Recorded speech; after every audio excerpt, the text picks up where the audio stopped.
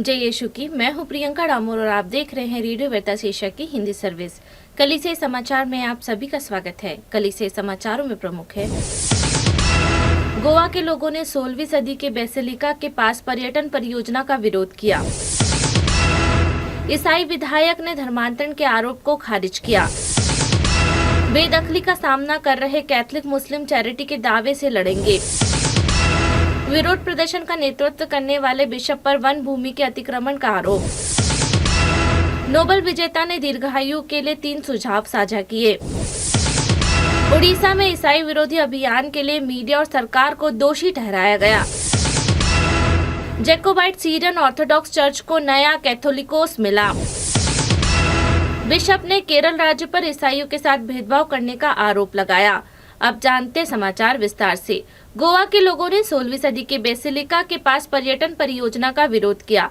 लगभग 700 लोग, जिनमें से अधिकांश कैथलिक हैं, ने उपनिवेशक युग की पुर्तगाली राजधानी ओल्ड गोवा में मार्च किया ताकि सरकार द्वारा बोम जीसस बेसिलिका के पास पर्यटन परियोजना की योजना का विरोध किया जा सके। यह 16वीं सदी का चर्च है जिसमें सेंट फ्रांसिस जेवियर के अवशेष रखे हुए हैं। 23 मार्च को पर्यावरणविद और ओल्ड गोवा के निवासी इस परियोजना का विरोध करने के लिए लोकप्रिय तीर्थ स्थल पर विरोध प्रदर्शन में शामिल हुए।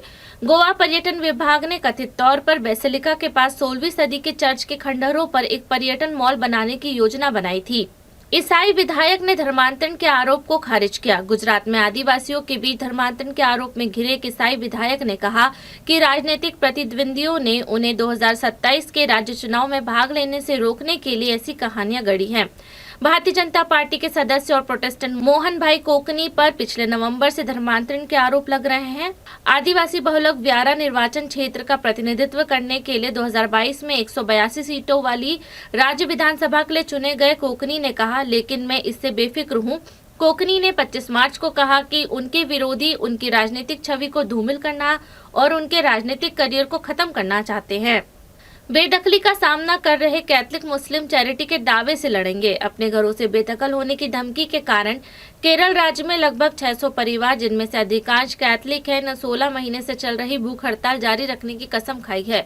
प्रदर्शनकारियों ने अपनी लड़ाई जारी रखने का संकल्प लिया है क्योंकि पिछले सप्ताह एक अदालत ने सरकार द्वारा नियुक्त आयोग को रोक दिया था, जिससे उनके भूमि अधिकारों की रक्षा करने के तरीके खोजने का काम सौंपा गया था। अदालत ने कहा कि सरकार के पास ऐसा आयोग नियुक्त करने का अधिकार नहीं है। पिछले दिसंबर में सरकार ने विवाद के समाधान का प्रस्ताव देने के लिए एक आयोग की स्थापना की, जो एक मुस्लिम संगठन द्वारा दावा किए जाने के बाद शुरू हुआ था कि ग्रामीण कई साल पहले धर्मार्थ उद्देश्य के लिए उसे दान की गई लगभग 400 एकड़ जमीन पर रहते हैं। एर्नाकुलम जिले के मुनबंग में वेलंकनी मठ चर्च के पैरिश पुरोहित फादर एंटनी जेवियर ने कहा, अदालत का फैसला हमारे लिए एक झटका है, लेकिन लोग अपना संघर्ष जारी रखेंगे।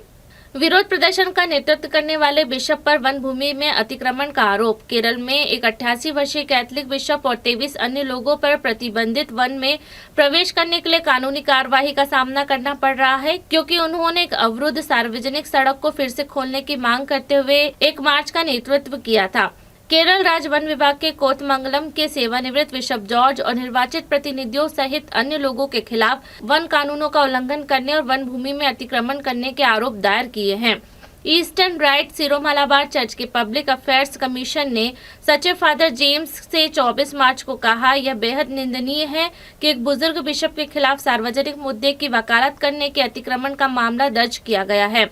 बिशप और राजनीतिक नेताओं ने 23 मार्च को एक सार्वजनिक सड़क पर लगभग 3000 लोगों के मार्च का नेतृत्व किया, जिसमें वन विभाग में 2012 में यातायात के लिए बंद कर दिया था और सार्वजनिक प्रवेश से इनकार कर दिया था। नोबेल विजेता ने दीर्घायु के लिए 3 सुझाव साझा किए। वाटिकन न्यूज के साथ एक साक्षात्कार में 2019 में रसायन विज्ञान के नोबेल विजेता डॉक्टर वेंकटरामन रामकृष्णन ने जीवन के लिए परम धर्मपीठ अकादमी द्वारा आयोजित वाटिकन दीर्घायु शिखर सम्मेलन के महत्व पर विचार किया और दीर्घायु के सरल सुझाव पर भी चर्चा की, जो पॉप को उनके स्वास्थ्य लाभ के दौरान भी मदद कर सकेंगे। रसायन विज्ञान में 2019 के नोबेल पुरस्कार विजेता डॉक्टर वेंकट रामन कृष्णन ने चेतावनी दी कि हम एक चौराहे पर हैं और सुझाव देते हैं कि अक्सर स्वास्थ्य और लंबे जीवन जीने का रहस्य सबसे सरल समाधानों में निहित होता है। सोमवार को वाटिकन न्यूज के साथ एक साक्षात्कार में उन्होंने यह अवलोकन किया, साथ ही दीर्घायु पर विचार करते समय उठाए गए प्रमुख प्रश्नों पर भी प्रकाश डाला।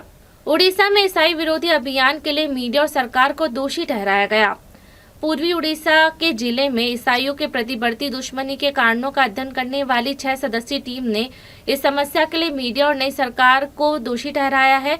उड़ीसा राज्य के बालासोर जिले का दौरा करने के बाद 15 मार्च को जारी रिपोर्ट में टीम ने कहा, कुछ स्थानीय दैनिक समाचार पत्रों ने ईसाइयों के खिलाफ नफरत भरे अभियान को बढ़ाने में खलनायक की भूमिका निभाई है। इसमें कहा गया कि उड़ीसा राज्य में सत्ता परिवर्तन ने ईसाइयों की कमजोर स्थिति को और बढ़ा दिया है। इसमें जून 2024 में राज्य में हिंदू समर्थन भारतीय जनता पार्टी में सत्ता में आने का जिक्र किया गया है। 6 वकीलों की टीम जिसमें पुरोहित नन शामिल थे ने रायबीनिया क्षेत्र के गांव का दौरा किया और ईसाई ग्रामीणों से यह चर्चा सुनी कि कैसे हिंदू अपने मृतकों को दफनाने और धार्मिक समारोह का आयोजित करने का विरोध करते हैं।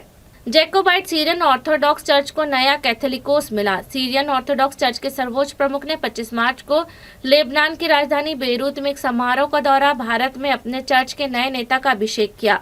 सीरियन ऑर्थोडॉक्स चर्च के कुलपति मोर इग्नाटियस एफ्रेम द्वितीय ने सेंट मैरी के सीरियन ऑर्थोडॉक्स कैथेड्रल में विशेष समारोह का नेतृत्व किया, जिसमें जोसेफ मोर ग्रेगोरियस को भारत के Malankara Jacobite Syrian Orthodox church के प्रमुख कैथोलिकोस के रूप में अभिषेक किया गया। कैथोलिकोस कुलपति के बाद चर्च में दूसरा सबसे बड़ा पद है। ग्रेगोरियस ने अब कैथोलिकोस अबून मोर बेसिलियोस जोसेफ प्रथम की उपाधि ग्रहण की है।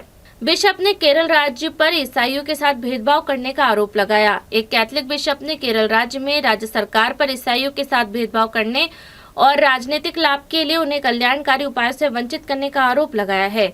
ईस्टर्न रीड सिरोमालाबार चर्च के थमनासेरी धर्म प्रांत के बिशप रेमगियोस ने आरोप लगाया कि केरल में कम्युनिस्ट नेतृत्व वाली सरकार द्वारा तुष्टीकरण की राजनीतिक ने ईसाई समुदाय के अस्तित्व को ही कमजोर कर दिया है। 23 मार्च को सभी धर्म प्रांत पल्लियों में पढ़े गए एक पास्टोरल पत्र में पुरोहित ने कहा, ईसाई समुदाय ने बिना किसी भेदभाव के सभी की सेवा की, लेकिन अब सामाजिक, राजनीतिक और वित्तीय अलगाव का सामना कर रहा है। इसी के साथ कलीसिया समाचार समाप्त हुआ। अगली बार फिर मुलाकात होगी नई खबरों के साथ। नमस्कार। रेडियो वेरितास एशिया आपके लिए लेकर आए हैं RVA mobile app. RVA mobile app पर हमारे विभिन्न प्रकार के कार्यक्रमों का लाभ लें, हमसे जुड़े और एशियाई ईसाईयत की आवाज का हिस्सा बने। आज ही ऐप स्टोर एवं प्ले स्टोर से RVA मोबाइल ऐप डाउनलोड करें।